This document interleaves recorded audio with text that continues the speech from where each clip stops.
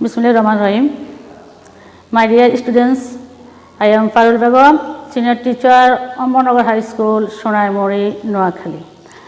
My dear students, all guardians and all above watching my video, at first take my salam, congratulations and welcome.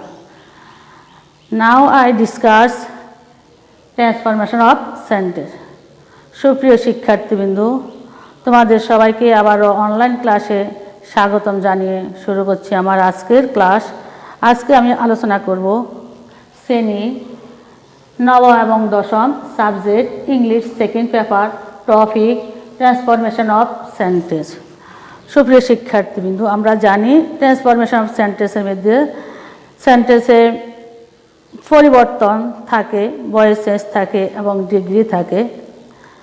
তো আমরা degree আলোচনা করেছি গত ক্লাসগুলো। আজ আমি আলোচনা করব স্ট্রাকচার অনুযায়ী সেন্টেন্স কত প্রকার ও কি কি এবং কিভাবে পরিবর্তন করব। তাহলে আসো, স্ট্রাকচার অনুযায়ী সেন্টেন্স তিন প্রকার। আমি লিখি স্ট্রাকচার অনুযায়ী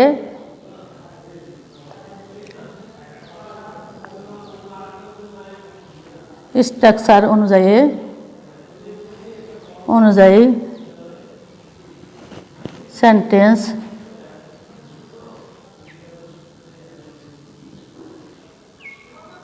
তিন প্রকার।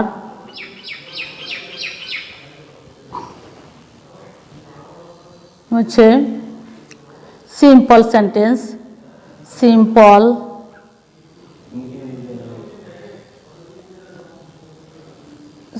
সেন্টেন্স,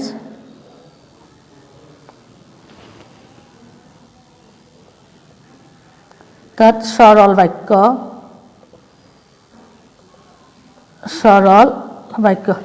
আমি একটা উদাহরণ লিখি।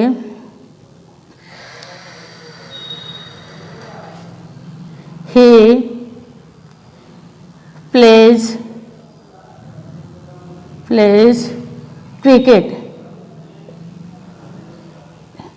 Cricket every day. সুপ্রিয় শিক্ষার্থীবৃন্দ, তোমরা লক্ষ্য করো এখানে কি কি আছে। তাহলে আমরা দেখতেছি এখানে একটা সাবজেক্ট আছে, সাবজেক্ট। তাহলে এটা কি? এই প্লেটা হচ্ছে একটা ফাইনাইট ভার্ব, ফাইনাইট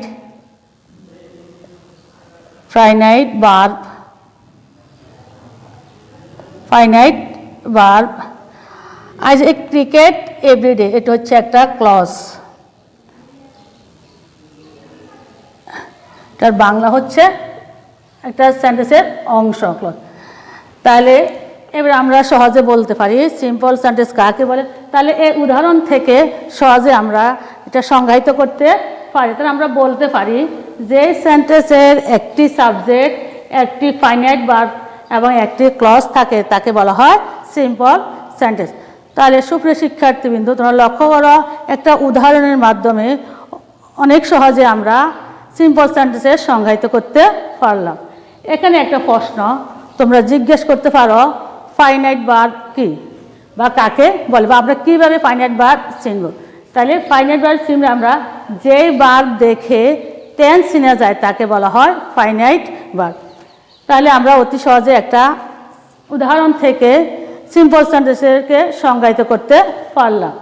তাহলে এবার আসো কমপ্লেক্স সেন্টেন্স।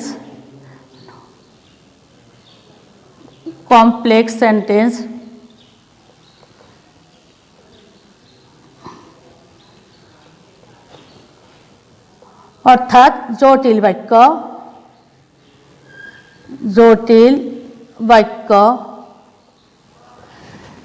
তাহলে কমপ্লেক্স সেন্টেন্স আমরা একটা উদাহরণের মাধ্যমে সংজ্ঞায়িত করার চেষ্টা করব।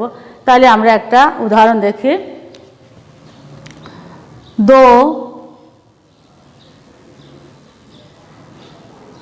Though he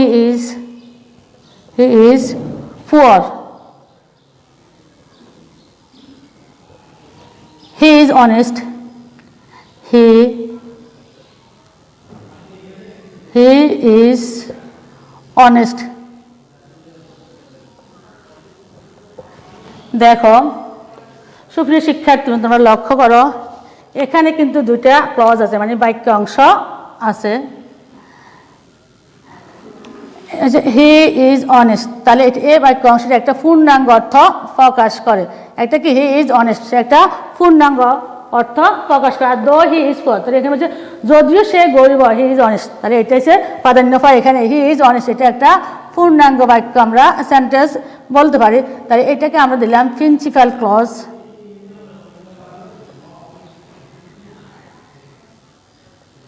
প্রিন্সিপাল ক্লজ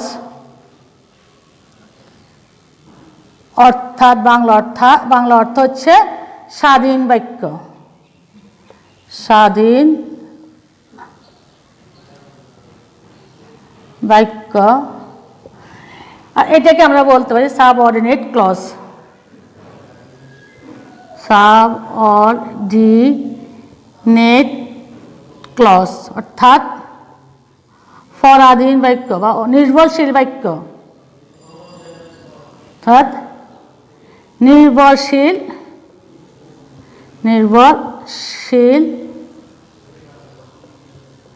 বাক্য দেখো হি ইজ অনেস্ট সে সৎ কিন্তু সে গরিব তাহলে এই সেন্টেন্সটার উপর দো হি ইজ পুয়ার এটা নির্ভরশীল সুতরাং আমরা এটাকে বলতে পারি নির্ভরশীল বাক্য আর হচ্ছে কি প্রিন্সিপাল ক্লজ মানে প্রিন্সিপাল বাক্য তাহলে এই উদাহরণ থেকে আমরা সহজে কমপ্লেক্সকে সংজ্ঞায়িত করতে পারি তাহলে আমরা বলতে পারি যেই সেন্টেন্সের একটি মাত্র প্রিন্সিপাল ক্লজ এবং এক বা একাধিক সাবঅর্ডিনেটেড ক্লজ থাকে তাকে আমরা বলি কমপ্লেক্স সেন্টেন্স তাহলে যে সেন্টেন্সে একটি মাত্র প্রিন্সিপাল ভার্ব এবং এক বা একাধিক সাবঅর্ডিনেট ক্লজ থাকে তাকে বলি আমরা কমপ্লেক্স সেন্টেন্স অর্থাৎ জটিল বাক্য এবার আসো আমরা কম্পাউন্ড দেখি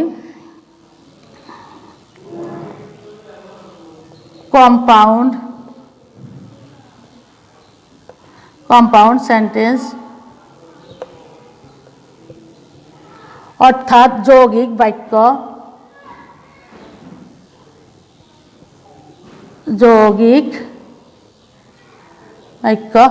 তাহলে আসো দেখি শিক্ষার্থী বন্ধুরা আমরা এটাকে একটা উদাহরণের মাধ্যমে সংজ্ঞায়িত করার চেষ্টা করব একটি আমি এক্সাম্পল লিখি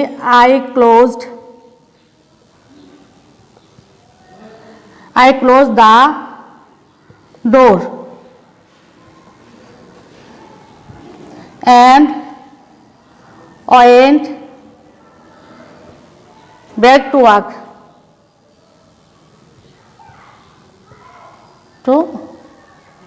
work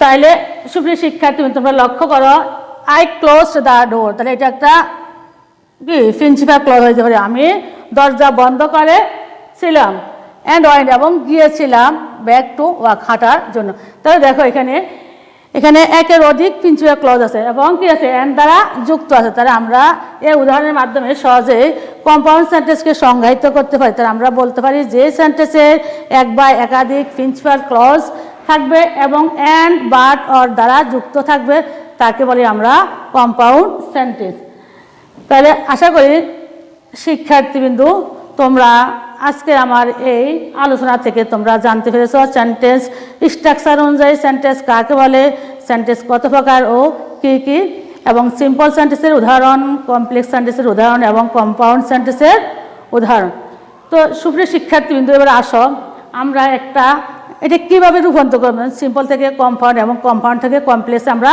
রূপান্তর করব তাহলে সেটা আমরা একবার এখন দেখব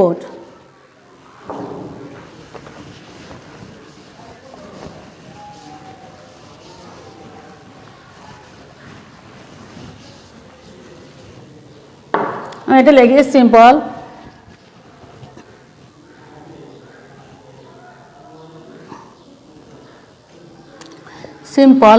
একটা উদাহরণ লিখি আমি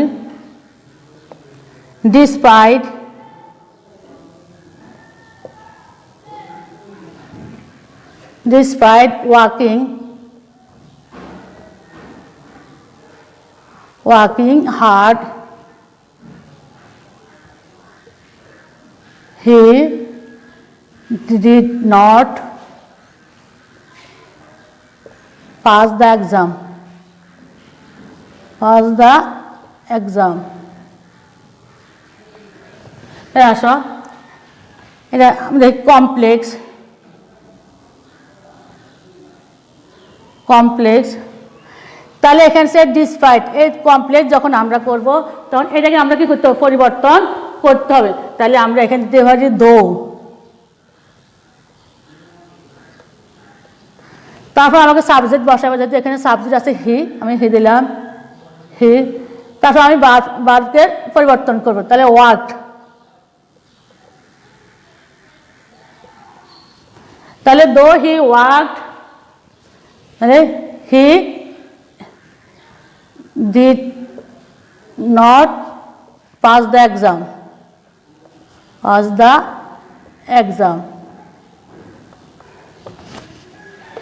তাহলে সুপ্রিয় শিক্ষার্থীবৃন্দ আমরা কিসে পরিবর্তন করলাম আমরা এখানে ড্যাশপাইড আছে ড্যাশপাইডের পরিবর্তে আমরা দিলাম দো এবং এই যে ওয়াকিং ভার্ব এটাকে আমরা পরিবর্তন করলাম ওয়ার্কড তাহলে দো হি worked he did not pass the exam এবার আসো কম্পাউন্ড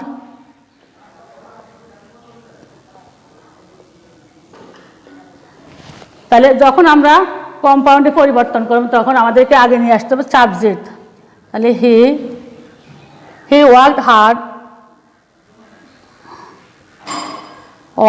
হার্ড